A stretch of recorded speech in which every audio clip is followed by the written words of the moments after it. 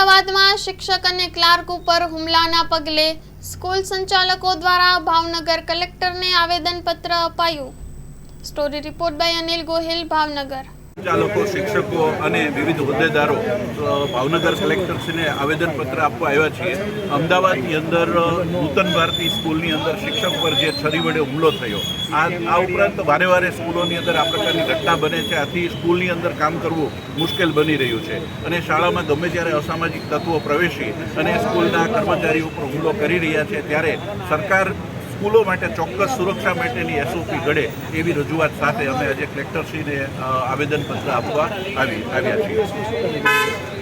આગામી દિવસોની અંદર અમે મુખ્યમંત્રીશ્રીને મળવાના છીએ। આ ઉપરાંત જો આ બાબતમાં યોગ્ય કાર્યવાહી નહીં કરવામાં આવે તો શાળાઓ બંધ રાખવા સુધીની કાર્યવાહી કરવાનું પણ અમારું મહામંડળ દ્વારા મક્કમતાથી નક્કી કરવામાં આવ્યું છે। પીકે મોરડિયા, પ્રમુખ સ્વનિર્ભર શાળા સંચાલક મંડળ ભાવનગર।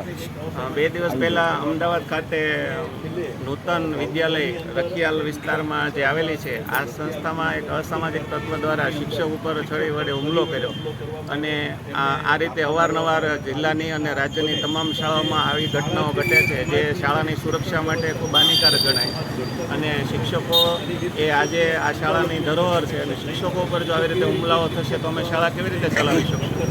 એના રક્ષણ માટે અમે સરકારશ્રીને રજૂઆત કરવા માંગીએ છીએ કે એવી કોઈ SOP અમને જાહેર કરો કે અમે શિક્ષકો અને શાળાની સલામતી સારી રીતે જાળવી શકીએ।